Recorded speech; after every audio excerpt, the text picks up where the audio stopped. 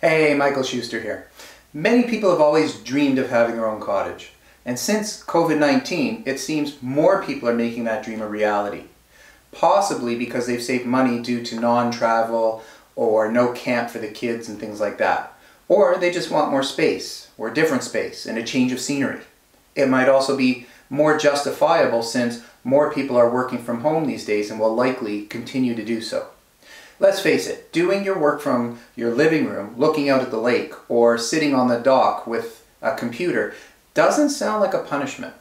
Now, we all know that if we sell our own principal residence, we don't pay capital gains tax on the profit that we've made as homeowners. In other words, we don't pay tax on the profit that we made between our original price that we paid and the price that we sell it for.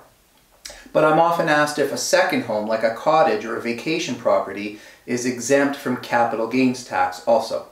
And the answer is yes, but you do have to meet some criteria. Number one, you, your spouse, or your former spouse, or a child must ordinarily occupy the house or the second property for some time during the year. Number two, if your property is over half a hectare, which is about 1.5 acres, then you must be in a position to establish that the land over the half a hectare is necessary for the use and enjoyment of your home.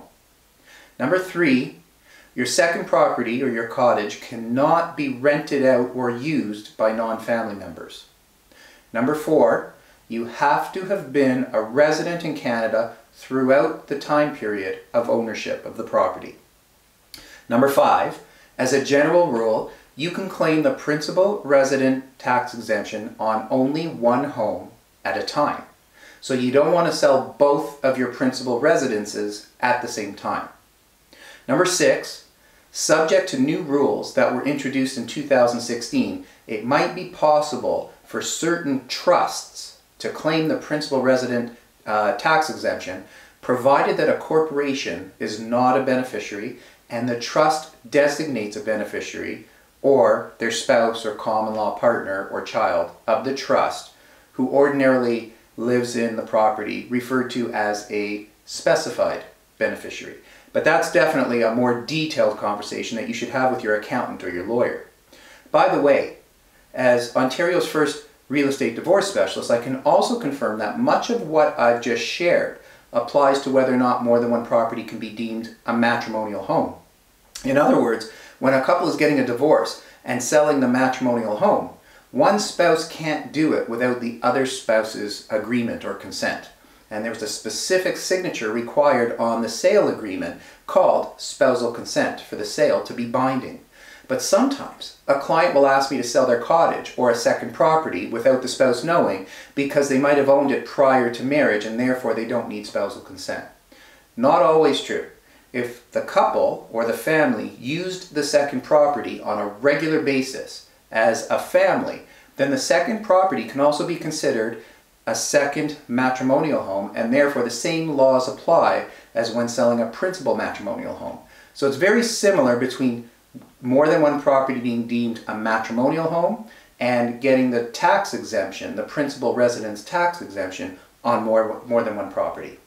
Again, I can help you with this, or your accountant and lawyers can definitely be a great source of information.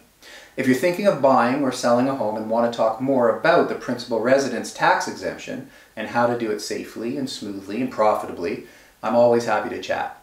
And remember, when it comes to real estate or any other process or experience in life, if there was a better way, wouldn't you at least want to know about it?